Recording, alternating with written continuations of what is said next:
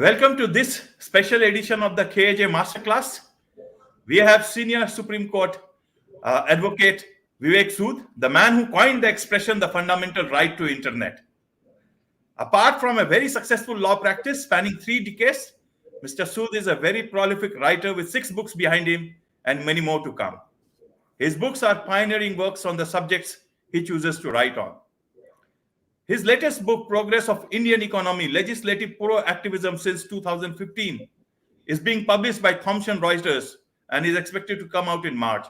And we requested him to share with us the issues that he has raised in them and how recent positive legislative actions have brought succor to millions of people and businesses in this country. Today, we will talk about the positive legislative actions taken since 2015 that have brought relief to millions of home buyers. Welcome to the show, sir, and congratulations for your upcoming book. In the first chapter, you have talked about home buyers, how they have benefited out of RERA, out of IBC, all that has come after 2015, exactly in 2016. So could you explain about the first chapter of your upcoming book, sir, so that people know more about it and also the way forward? First of all, I must thank you for inviting me to this show, and it's wonderful to interact with you. Let us examine the situation of the home buyers prior to 2016. As I have stated in chapter 1 of my book, prior to 2016, home buyers were no more than street protesters. In other words, they had very weak legal rights. They had some rights under the consumer protection law. And, it took years and years for the cases to be adjudicated in the consumer courts. So the rights of home buyers were very weak. And with the real estate boom that happened in the 90s and 2000 onwards, right, led to multi-victim scams at the hands of builders. There were innumerable builder frauds where, home buyers were cheated, their money was siphoned away, they lost their hard-earned savings to these fraudulent schemes that were brought about by builders. Now, I must say, not all builders. I must not put all the builders in one basket. But there were so many builder frauds that happened. And the consumers, the home buyers, had nowhere to go. Now comes 2016. The government of India became proactive in 2016, and we had a landmark legislation being brought into play, that is RERA 2016. Now, some of the salient features of RERA are, first of all, RERA rejects exploitative, one-sided builder-buyer contracts. Right. In the earlier scenario, whenever a consumer, a home buyer, went to the court of law, or whenever he went to the consumer court, the builder sought refuge behind the contract. The builder's argument would be, see, there is a contract between myself and the home buyer, and you have signed the contract with open eyes, and these are the clauses. So he would seek refuge from the contract, the buyer's contract. Now, RERA rejects the one-sided exploitative builder contracts, firstly. Secondly, RERA is not only a curative statute. In other words, every real estate company must register itself with RERA, and from the inception of the project till its completion, the RERA authority supervises the entire project from registration, inception to the completion. So RERA is not only a curative statute that, once I have been cheated, or if my apartment has not been delivered to me, only then I can approach the RERA authority. Right. RERA is a regulatory statute. That's the important part. Then RERA also provides expeditious and effective legal remedies to home buyers. You can approach the RERA authority.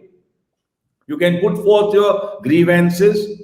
There is a redressal mechanism in place today, exclusively dedicated in favor of home buyers in their dealings with builders, the real estate companies. And you can seek exemplary compensation from these builders. So, in my view, RERA of 2016 is a very important piece of legislation in modern India. And it espouses the cause of home buyers in their dealings with real estate companies. Then comes 2018. The IBC, the Insolvency and Bankruptcy Code, is amended in 2018, and home buyers are further empowered in their dealings with real estate companies. Now, I must explain this for the benefit of lay people, the common people. Yes. Home buyers have been equated with banks and financial institutions today. So if a builder, if a real estate company defaults for an amount of more than rupees 1 crore, a group of aggrieved home buyers can come together and actually bring down the real estate company. They can file a petition before the National Company Law Tribunal, and the tribunal within weeks will throw out the incumbent management. Right. And then, the resolution professionals will take over the real estate company. They will manage the company, and within a certain time frame, they will scout for a new management to take over a company. Now, this is what I call empowerment of the home buyer.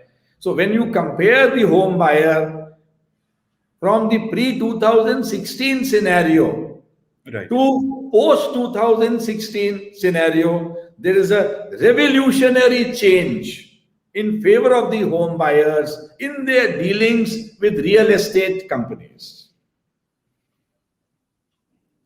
Right. Why do you think it took so long for 2016 and 18 to come, and earlier it did not happen? Means how do you see that?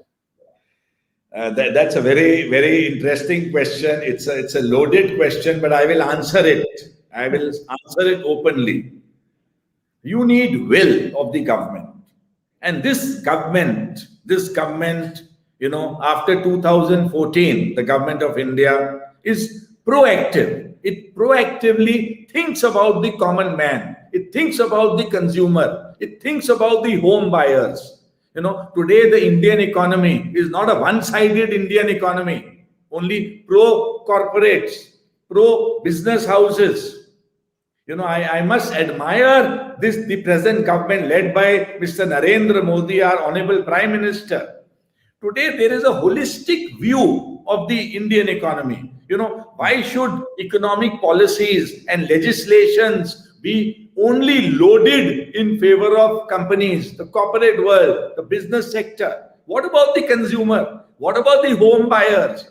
So these legislations, they create a balance between real estate companies and home buyers. So I would say, the will of the government was not there in the pre-2014 scenario. And this government has the will to bring about legislative change. That's why I have titled my book, the progress of the Indian economy. Proactive legislative action has taken place since 2015. So there is proactivism in this government, which was not there in the past governments. Right, sir. Right. Now, let us make it more simple for people in the deep corners of our country. RERA को आप हिंदी बहुत अच्छी जानते हैं, तो उनके लिए भी you can mix it Hindi English and all so that you break it. So first let's touch RERA itself. RERA को लोगों सिंपल कॉमन मैन की भाषा में अगर आप समझाएंगे, और कॉमन मैन रेरा को एनफोर्स अपनी लाइफ में कैसे करे अगर उनके लिए प्रॉब्लम है, तो आप उस दृष्टिकोण से अगर आप बता सकते हैं, फिर हम आईबीसी की बात करेंगे.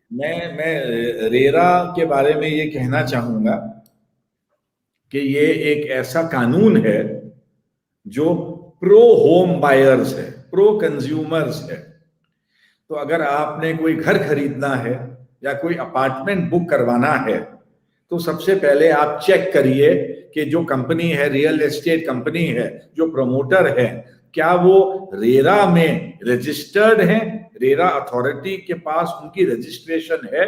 अगर है तो इससे काफी सारे सेफगार्ड्स आपको मिल जाते हैं, आपको काफी प्रोटेक्शंस मिल जाती हैं, क्योंकि एक रेरा एक ऐसी अथॉरिटी है जो प्रोजेक्ट के शुरुआत से लेकर अंत तक वो सुपरवाइज करेगी, एक सुपरवाइजरी रोल प्ले करेगी कि जो जो प्रॉमिसेस किए हैं बिल्डर ने, रियल एस्टेट कंपनी ने, प्रमोटर्स ने, वो सारे प्रॉमिसेस फुलफिल हो, वो पूरे किए जाएं. और हम एक होम बायर है, एक रिटायर्ड गवर्नमेंट सर्वेंट है, या कोई विडोज हैं जिनका एक ड्रीम है कि मुझे एक घर खरीदना है, मुझे एक अपार्टमेंट खरीदना है, और एक हिंदुस्तानी नागरिक अपनी पूरी लाइफ सेविंग्स वो खर्च देता है एक घर खरीदने के लिए, एक आशियाना खरीदने के लिए. तो जब उसके पैसे डूब जाते हैं तो उससे वो लॉस कॉम्पनसेट नहीं हो सकता, उसकी पूरी लाइफ सेविंग्स चली जाती हैं. तो ये रेरा एक ऐसी अथॉरिटी है जहां पे आप अपनी ग्रीवेंसेस, अगर बिल्डर कुछ नाजायज कर रहा है आपके साथ, तो आप जाइए रेरा अथॉरिटी के पास, जाइए, एक एप्लीकेशन फाइल करिए, और बहुत ही सिंपल प्रोसेस है. हर स्टेट में रेरा अथॉरिटीज हैं, तो ये प्रोसेस भी बहुत सिंपल है. तो एक आम नागरिक के लिए ये एक बहुत अच्छा कानून है. मैं कहूंगा ये एक रेवोल्यूशनरी कानून है जो रियल एस्टेट कंपनीज और होम बायर्स के बीच में एक अच्छा बैलेंस क्रिएट करता है. होम बायर्स जो पहले बहुत ही वीक थे, जब वो डील करते थे रियल एस्टेट कंपनीज के साथ, अब वो वीक नहीं है, अब वो प्रोटेक्टेड हैं. कानून उनको प्रोटेक्ट करता है, उनको सेफगार्ड करता है, और उनको लड़ने की ताकत देता है. और अगर कोई बिल्डर नाजायज करता है तो कॉम्पनसेशन भी क्लेम किया जा सकता है फ्रॉम द बिल्डर. तो ये एक अच्छा कानून है in my opinion. Right sir, right. तो अभी भी सर बहुत सारे केसेस में लोगों के 10 साल से, 8 साल से, 14 साल से मकान अभी भी उनको अपना फ्लैट नहीं मिला है, उनको अपनी रजिस्ट्री नहीं हुई है. क्या वैसे लोग भी रेरा के अंतर्गत कुछ रिलीफ पा सकते हैं? देखिए, यहां मैं कहूंगा कि रेरा एक रेट्रोस्पेक्टिव स्टैट्यूट नहीं है, रेट्रोस्पेक्टिव लॉ नहीं है. तो ये 2016 के बाद आया है, तो बहुत पुराने ट्रांजैक्शंस में तो आप नहीं जा सकते, पर 2016 के बाद जो ट्रांजैक्शंस हैं, जो रियल एस्टेट प्रोजेक्ट्स हैं, उन पे रेरा अप्लाई करता है. ऑल्सो कुछ पुराने प्रोजेक्ट्स हैं जो मिडवे हैं, जो अभी पूरे नहीं हुए, उन पे भी रेरा लागू होता है. तो कुछ एलिमेंट ऑफ रेट्रोस्पेक्टिविटी है रेरा में. जो ऑनगोइंग प्रोजेक्ट्स हैं उनमें भी कुछ ऐसे प्रोविजंस हैं कि भाई आपको रजिस्ट्रेशन लेनी पड़ेगी रेरा में जाके. तो पर ये मैं बहुत पीछे नहीं जा पाएंगे हम लोग, जैसे 10 साल 15 साल पुराने ट्रांजैक्शन हैं, उतने पुराने शायद अब जो प्रोजेक्ट्स ठप ही हो गए, जिनमें वो फ्लैट डिलीवरी नहीं हुआ, कोई चांस भी नहीं है डिलीवरी का, जो प्रोजेक्ट ही बंद हो गए, उनको रीओपन आप नहीं कर सकते अंडर रेरा. पर जो ऑनगोइंग प्रोजेक्ट्स हैं उसमें रेरा लागू होता है. ओके, ओके सर, ये तो हो गई from the home buyers point of view. RERA, can the real estate or the builders also have an option to look at RERA from a positive point of view, as an industry, as individuals, or as pure simple people who are in the business of homemaking? That is an excellent Home building. question. That is an Home building, excellent yeah. question. I must answer this by saying RERA is not a draconian piece of legislation. It's a very reasonable piece of law. And I must say, the ethical builders are welcoming RERA. The honest builders, the honest real estate companies, they are welcoming RERA. They want a regulated atmosphere. They want a clean real estate industry. Of course, the unethical, dishonest real estate players are feeling very uncomfortable with RERA. But the right thinking real estate players are welcoming RERA. And let me tell you, a lot of top business houses which felt discouraged in entering the real estate industry because the real estate industry was very murky. The standards, the basic standards were not honest, they were dishonest. So therefore the good corporate houses, they refrained from entering the real estate industry. But RERA changes that scenario. You know, the ethical corporate houses, you will in future you will see Reliance, Adani, ITC, you will see the best corporate houses entering the real estate industry thanks to RERA 2016. Okay, sir. Okay, well explained. This whole RERA business. Now, in terms of IBC, sir, can you simplify it for the common people? ये IBC क्या है? सुनते तो बहुत हैं, but है क्या? ये इंसॉल्वेंसी एंड बैंक्रप्सी कोड है ऑफ 2016. 2016 से पहले जो कंपनीज थी लोन ले लेती थी बैंक से, फाइनेंशियल इंस्टीट्यूशन से, रीपे नहीं करती थी, और जब उनको आप लिक्विडेशन के लिए कोर्ट में जाते थे तो 20 साल लग जाते थे कोर्ट में, और उन 20 साल में वो कंपनीज के एसेट्स जो हैं वो सारे जो मैनेजमेंट्स थी, प्रमोटर्स होते थे, वो अनलॉफुली, डिसऑनेस्टली वो उनको बेच देते थे इलीगली, और जो कैश आता था, जो पैसा आता था, उससे अपनी पर्सनल वेल्थ क्रिएट कर लेते थे. तो ये बहुत ही कॉमन सिनेरियो था कि बहुत सारे बिजनेस हाउसेस जो थे, प्रमोटर्स थे, उनकी पर्सनल वेल्थ तो 100 टाइम्स ग्रो कर गई और उनकी जो कॉर्पोरेट वेल्थ थी वो खत्म हो गई और डिफॉल्टर बन गए. अब आईबीसी एक ऐसा कानून है, इंसॉल्वेंसी एंड बैंक्रप्सी कोड एक ऐसा कानून है जो कहता है कि अगर 1 करोड़ रुपए से ज्यादा का डेट अगर हो जाए किसी कंपनी पे, किसी कॉर्पोरेट डेटर पे, जो वो नहीं पे करता, तो जो क्रेडिटर है वो नेशनल कंपनी लॉ ट्राइब्यूनल में अपनी पिटीशन फाइल कर सकता है, और नेशनल कंपनी लॉ ट्राइब्यूनल उस पिटीशन को एडमिट करते हुए जब वो अगर देखेगा कि इसमें डिफॉल्ट है, 1 करोड़ रुपीस से ज्यादा का डिफॉल्ट है, तो जो प्रेजेंट प्रमोटर्स हैं, जो प्रेजेंट मैनेजरियल पर्सनल हैं, उनको निकाल दिया जाएगा. और ये 1-2 महीने में उनको निकाल दिया जाता है कंपनी से. चाहे आप 100 साल से उस कंपनी को चला रहे हो, पर 1 महीने में आप you are ousted from the company, और वो कंपनी रेजोल्यूशन प्रोफेशनल्स के हाथ में दे दी जाती है. अब वो रेजोल्यूशन प्रोफेशनल एडवर्टाइज करता है, पब्लिसाइज करता है, और कोई नई मैनेजमेंट को ढूंढा जाता है, जो बहुत सारे उनको कहते हैं रेजोल्यूशन एप्लीकेंट्स, जो लोग हैं, जो कॉर्पोरेट हाउसेस हैं, जिनके पास फंड्स हैं, जो टेक ओवर करना चाहती हैं ऐसी कंपनीज. तो अलग अलग एप्लीकेंट्स अपने अपने प्लान्स, रेजोल्यूशन प्लान्स सबमिट करते हैं, और जो कमिटी ऑफ क्रेडिटर्स है, जितने भी क्रेडिटर्स हैं उस कॉर्पोरेट डेटर के, वो कमिटी बाय वोटिंग डिसाइड करती है कि हमें कौन सा रेजोल्यूशन प्लान सिलेक्ट करना है. जब वो एक रेजोल्यूशन प्लान सिलेक्ट हो जाता है तो वो कंपनी लॉ ट्राइब्यूनल उसको अप्रूव कर देती है, और वो जो कॉर्पोरेट डेटर है, वो कंपनी है, वो नए मैनेजमेंट को दे दी जाती है. और उसमें वो टर्म्स होती हैं कि वो सारे जो भी लोन्स हैं, जो भी उनके ऑब्लिगेशंस हैं, वो कैसे डिस्चार्ज होंगे। तो अब ये सिनेरियो जो है ये बहुत ही इंपॉर्टेंट स्टेप है हमारी इंडियन इकोनॉमी के लिए। अगर आप डिफॉल्टर हैं तो आप जाइए, आप कंपनी नहीं चला पाएंगे, कोई और बेहतर आदमी आएगा, वो कंपनी आपकी चलाएगा, आप घर पे बैठिए। ये है IBC of 2016 in a very simple terms. Okay, so in a way, IBC is a big step towards clean corporate governance.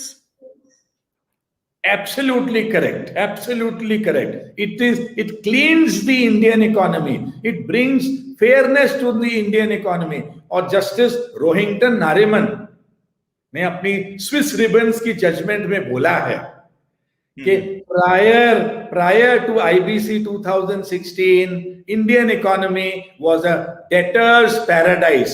इसमें मैं एक लाइन ऐड करूंगा, जो मैं ऐड करूंगा, जस्टिस नारिमन ने बोला है it was a debtors paradise, मैं ऐड करूंगा एंड अ क्रेडिटर्स हेल। फिर जस्टिस नारिमन ने उस जजमेंट में बोला है कि आईबीसी के आने के बाद justice, fairness and equity have been brought into the Indian economy. He has said so in clear terms in Swiss Ribbons judgment. Right. So it's a game changer. IBC in my view is a game changer. I wish आप एक separate episode करेंगे on IBC. Yes, sir. We will separate chapter on IBC. Yes, sir. We will surely do, because we must. It's our obligation also to make sure that things are explained to the general people in as easy language that is possible. Because कई बार क्या होता है कि हम लोगों की professional obligations ऐसी रहती है, और maybe to sound very important, we try to jargonize everything.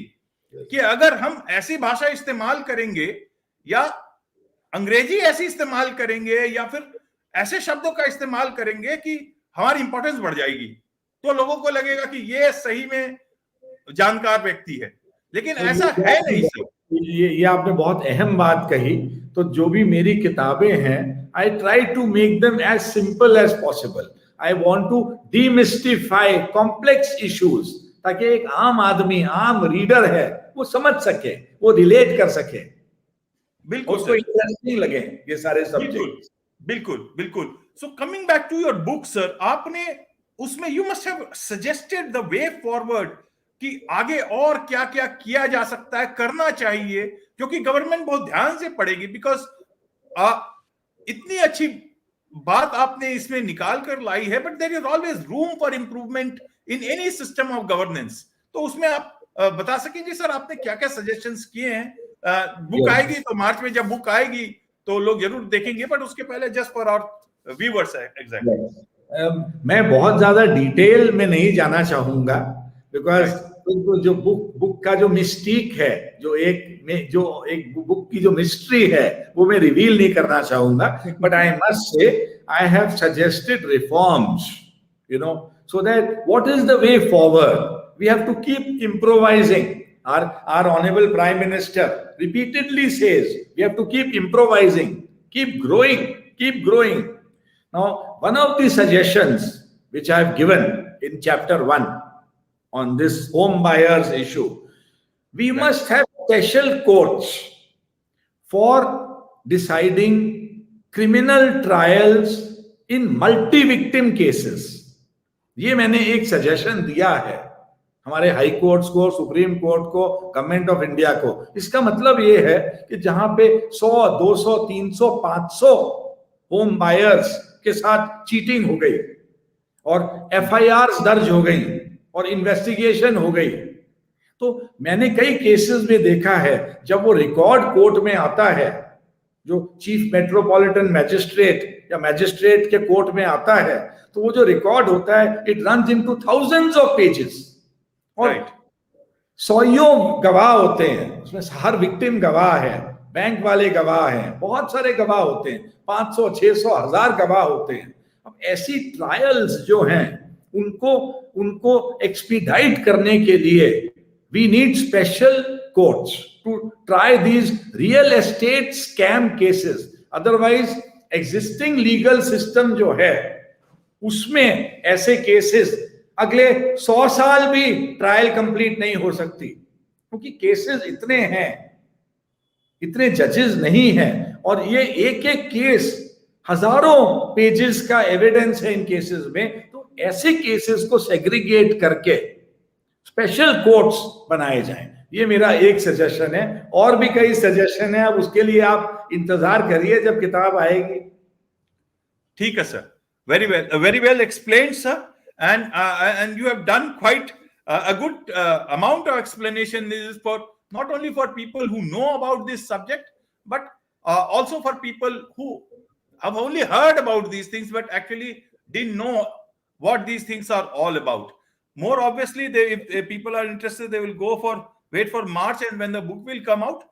So not taking too much of your time, sir, my last question is that अभी 2-3 दिन पहले सुप्रीम कोर्ट ने एक मॉडल बायर बिल्डर एग्रीमेंट के ऊपर काफी एम्फसाइज किया है, एम्फेसिस दिया है उस पे, उसके बारे में आप थोड़ा सा बता पाए हमारे व्यूअर्स को sir, exactly what this is all about. It is first of all a welcome suggestion. देखिए, जब ये बिल्डर बायर कॉन्ट्रैक्ट्स बनते हैं तो ये वन साइडेड कॉन्ट्रैक्ट्स बनते हैं। ये जो बिल्डर्स की जो लीगल टीम होती है वो प्री प्रिंटेड कॉन्ट्रैक्ट्स होते हैं। बायर्स के पास कोई ऑप्शन नहीं होता but to sign those agreements. Buyer के माइंड में तो सिर्फ ड्रीम होम होता है, उसको तो सिर्फ ड्रीम होम दिख रहा होता है कि ये मेरा आशियाना होगा, ये मेरा घर होगा जहां मैं अपने परिवार के साथ रहूंगा। तो उसको he is more interested in his dream home, so he blindly on dotted line he signs these contracts. Now these contracts, I have seen hundreds of them, they are all one-sided contracts.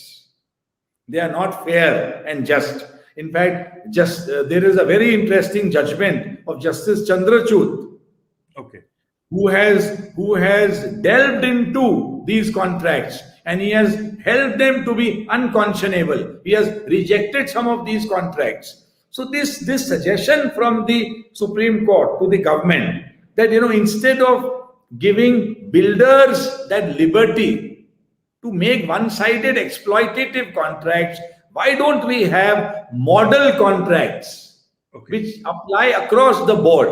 No, it's a very welcome step, especially in a country like India.